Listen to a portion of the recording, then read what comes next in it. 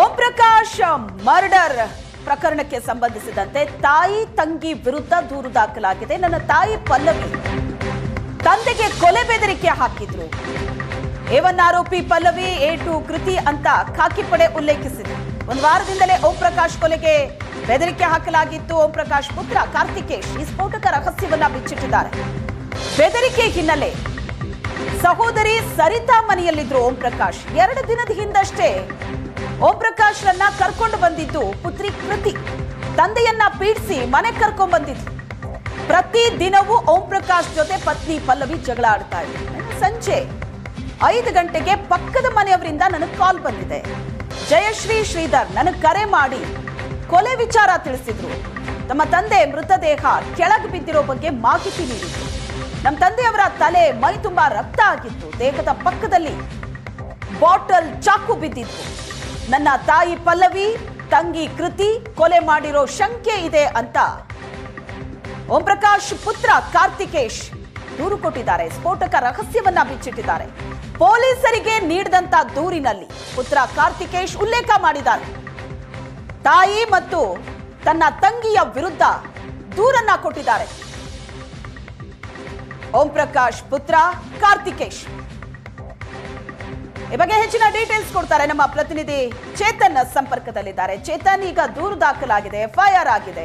ಓಂ ಪ್ರಕಾಶ್ ಅವರ ಮಗ ಕಾರ್ತಿಕೇಶ್ ಕೊಟ್ಟಂತಹ ದೂರು, ಇದರಲ್ಲೇ ಶಾಕಿಂಗ್ ವಿಚಾರಗಳಿದೆ.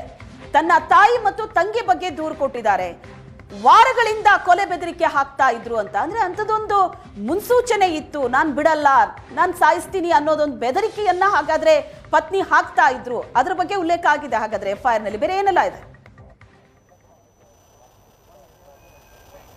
ಇದು ಶ್ವೇತಾ, ಹೌದು. ಯಾಕಂದರೆ ಕಾರ್ತಿಕೇಶ್ ಏನು ದೂರನ್ನು ಕೊಟ್ಟಿದ್ದಾರೆ, ಅದರಲ್ಲಿ ಬಹಳ ಸ್ಪಷ್ಟವಾಗಿ ಉಲ್ಲೇಖವನ್ನು ಮಾಡಿರುವಂಥದ್ದು ತನ್ನ ತಾಯಿ ಪಲ್ಲವಿ ಹಾಗೂ ಏನು ತಂಗಿ ಕೃತಿ ಏನಿದ್ದಾರೆ, ಇಬ್ಬರು ಕೂಡ ಬೆದರಿಕೆಯನ್ನು ಹಾಕ್ತಾ ಇದ್ರು. ಒಂದು ವಾರದಿಂದನೂ ಕೂಡ ಕೊಲೆ ಮಾಡೋದಾಗಿ ನಿರಂತರವಾಗಿ ಒಂದು ಬೆದರಿಕೆಯನ್ನು ಹಾಕ್ತಾ ಇದ್ರು. ಯಾವಾಗ ಈ ರೀತಿ ಬೆದರಿಕೆಗಳು ಜಾಸ್ತಿ ಆಗ್ತಾವೆ, ನಮ್ಮ ತಂದೆ ಓಂ ಪ್ರಕಾಶ್ ಅವರ ತಂಗಿ ಮನೆ ಅಂದರೆ ಸರಿತಾ ಕುಮಾರಿ ಅಂತ ಅಂದ್ಬಿಟ್ಟು ಅವ್ರ ತಂಗಿ ಅವ್ರ ಮನೆಗೆ ಹೋಗಿ ಅಲ್ಲಿ ಇದ್ದರು. ಒಂದು ವಾರದಿಂದನೂ ಕೂಡ ಅಲ್ಲೇ ಅವರು ಇರ್ತಾ ಇದ್ರು. ಆದರೆ ಕಳೆದ 2 ದಿನಗಳ ಹಿಂದೆ ಅಷ್ಟೇ ಕೃತಿ ಹೋಗಿ ಫೋರ್ಸ್ ಮಾಡಿ ಮನೆಗೆ ಬಾ ಅಂತ ಅಂದ್ಬಿಟ್ಟು ಹೇಳಿ ಮಗಳು ಕೃತಿ ಕರ್ಕೊಂಬಂದಿರುವಂಥದ್ದು. ಕರ್ಕೊಂಬಂದು ಈ ರೀತಿ ಇನ್ಸಿಡೆಂಟ್ ಆಗಿರುವಂಥದ್ದು. ಅಂದರೆ ಈ ಹಿಂದೆಂದನೂ ಕೂಡ ಬಹಳ ದಿನಗಳಿಂದ ಈ ಒಂದು ರೈವಲ್ರಿ ಅಂದರೆ ಜಗಳ, ಒಂದು ಕೌಟುಂಬಿಕ ಕಲಹ ನಡೀತಾ ಇತ್ತು. ಇದೇ ಕಾರಣಕ್ಕೇನೆ ಒಂದು ವಾರದಿಂದನೂ ಕೂಡ ಮರ್ಡರ್ ಮಾಡ್ತೀವಿ ಅಂತಲೂ ಕೂಡ ಬೆದರಿಕೆಯನ್ನು ಹಾಕ್ತಾ ಇದ್ರು ತಾಯಿ ಪಲ್ಲವಿ ಅನ್ನೋದು ಕಾರ್ತಿಕೇಶ್ ಆರೋಪವಾಗಿರುವಂಥದ್ದು. ಹೀಗಾಗಿ ಕಾರ್ತಿಕೇಶ್ ಏನು ಕೊಟ್ಟಿದ್ದಾರೆ ಆ ಒಂದು ದೂರಿನ ಆಧಾರದ ಮೇಲೆ ಪಲ್ಲವಿ ಹಾಗೂ ಕೃತಿ ಇಬ್ಬರ ಮೇಲೂ ಕೂಡ FIR ದಾಖಲಾಗಿರುವಂಥದ್ದು. A1 ಪಲ್ಲವಿಯನ್ನು ಮಾಡಲಾಗಿದೆ, A2 ಆಗಿ ಕೃತಿಯನ್ನು ಮಾಡಲಾಗಿರುವಂಥದ್ದು. ಮತ್ತು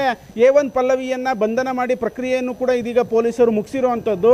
ಕೃತಿ ವಿಚಾರವಾಗಿ ಯಾವ ರೀತಿ ಒಂದು ಸ್ಟ್ಯಾಂಡ್ ತಗೊಳ್ತಾರೆ, ಅವಳ ವಿರುದ್ಧ ಅವಳ ಆರೋಪ ಇರುವಂತಹ ಆರೋಪಗಳಿಗೆ ಯಾವೆಲ್ಲ ಒಂದು ಎವಿಡೆನ್ಸ್ ಸಿಗುತ್ತೆ ಏನು ಅನ್ನೋದನ್ನು ನೋಡಿಕೊಂಡು ಅರೆಸ್ಟ ಇಲ್ವಾ ಅನ್ನೋದನ್ನು ಪೊಲೀಸರು ಡಿಸೈಡ್ ಮಾಡ್ತಾರೆ. ಸದ್ಯಕ್ಕೆ ಪಲ್ಲವಿಯನ್ನು ಬಂಧನ ಮಾಡಿದರೆ ಕೃತಿಯನ್ನು ವಶಕ್ಕೆ ಪಡೆದು ಪೊಲೀಸರು ವಿಚಾರಣೆಯನ್ನು ನಡೆಸ್ತಿರುವಂಥದ್ದು. FIR ನಲ್ಲಿ ಬಹಳ ಸ್ಪಷ್ಟವಾಗಿ ಉಲ್ಲೇಖವನ್ನು ಮಾಡಿರುವಂಥದ್ದು. ಇದು ಪ್ಲಾನ್ಡ್ ಮರ್ಡರು. ಒಂದು ವಾರದಿಂದನೂ ಕೂಡ ಇದೇ ರೀತಿ ಮಾಡ್ತಾ ಇದ್ರು. ಇನ್ವೆಸ್ಟಿಗೇಷನ್ ನಡೆಸಿ ಅಂತ ಅಂದ್ಬಿಟ್ಟು ಕಾರ್ತಿಕೇಶ್ ದೂರನ್ನು ಕೊಟ್ಟಿರುವಂಥದ್ದು. ಸದ್ಯಕ್ಕೆ ಆತನ ದೂರಿನ ಆಧಾರದ ಮೇಲೆ FIR ಅನ್ನು ಕೂಡ ದಾಖಲು ಮಾಡಿಕೊಂಡು HSR ಲಿವರ್ಟ್ ಪೊಲೀಸರು ಇದೀಗ ಇನ್ವೆಸ್ಟಿಗೇಷನ್ ಅನ್ನು ಮುಂದುವರಿಸಿದ್ದಾರೆ. ಇದು ಇನ್ವೆಸ್ಟಿಗೇಷನ್ ಪಾರ್ಟ್ ಆದರೆ ಇನ್ನು ಓಂ ಪ್ರಕಾಶ್ ಅವರ ಒಂದು ಮರಣೋತ್ತರ ಪರೀಕ್ಷೆಯೂ ಕೂಡ ಮುಕ್ತಾಯವಾಗಿದೆ ಅನ್ನೋದ್ರ ಬಗ್ಗೆ ಆಗಿರುವಂಥದ್ದು. ಇಂದಿನ ಕೆಲವೇ ಕ್ಷಣಗಳಲ್ಲಿ ಕುಟುಂಬಸ್ಥರಿಗೆ ಮೃತದೇಹವನ್ನು ಹಸ್ತಾಂತರ ಪ್ರಕ್ರಿಯೆ ಕೂಡ ಸೆಂಟ್ ಜಾನ್ ಆಸ್ಪತ್ರೆಯಲ್ಲಿ ನಡೆಯಲಿದೆ. ಶ್ವೇತಾ, ಥ್ಯಾಂಕ್ ಯು ಚೇತನ್, ನಿಮ್ಮೆಲ್ಲ ಡೀಟೇಲ್ಸ್.